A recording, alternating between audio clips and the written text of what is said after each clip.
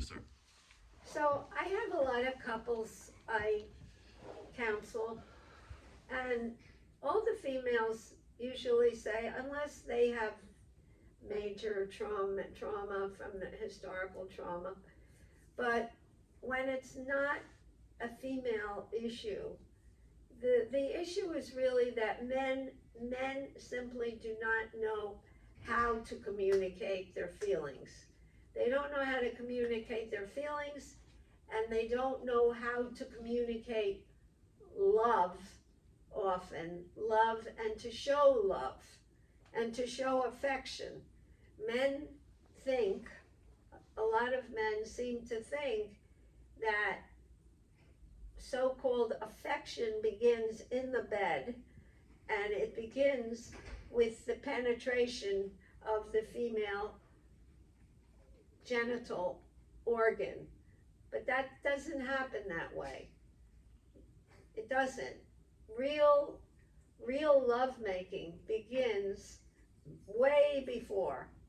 It begins, for example, when the woman has had a hard day working and whatever, and she just wants to cry to somebody, and the man just blows her off one way or the other.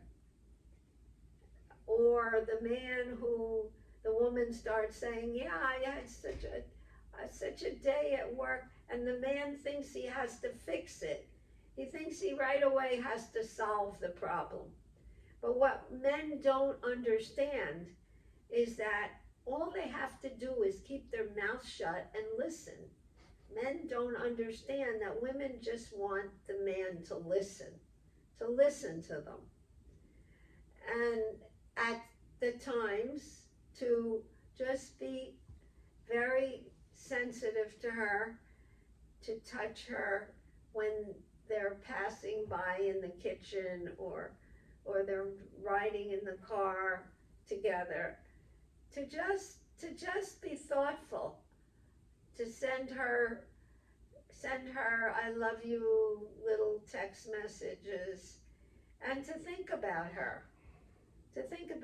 Look, believe me, it's hard work having a relationship. You have to work at it. You have to invest in it.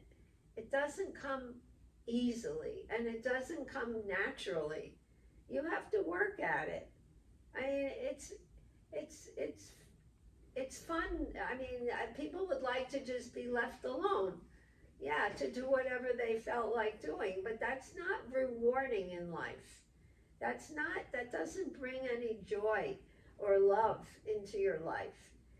It doesn't help be a healthy, happy person. What do we need to really to do? And women also, they're not free of blame. Let's say the woman doesn't work. So the man comes home from a long day at work, and he sees her, she's wearing an old bathrobe or something, or she just looks like she got out of bed. Maybe she did.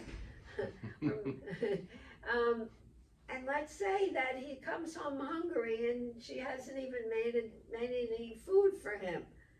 I mean, that's just insensitive, totally insensitive, and to be really selfish and without any self-awareness. So I'm making a few points. One is you have to be empathetic and think about the other person. And two, the woman can't think that because she has this man and they're married, that that's the end of it. Because the man likes to have a woman who's attractive, who's sexual, who's a sexual partner. He doesn't want to have somebody who's like a mother. I mean, yeah, she can be a mother, but he wants an attractive partner. Or men start wandering, they start looking around, and and it's the same for women. The man has to be responsive, or the woman looks for attention elsewhere. So these are things we have to be aware of in relationships, so that they last, so that we have healthy, full relationships. And I'd like to just suggest, as for sex and the bedroom, I suggest she's not a doctor, Susan Bratton, Bratton. She's a sex mentor or coach, and she has all kinds of videos for how to be loving, or how to do foreplay, or any kind of subjects. So if you go to her website, it's very informative and helpful. I've told a lot of the couples about her, and they like her. All right, Don, that's all I have.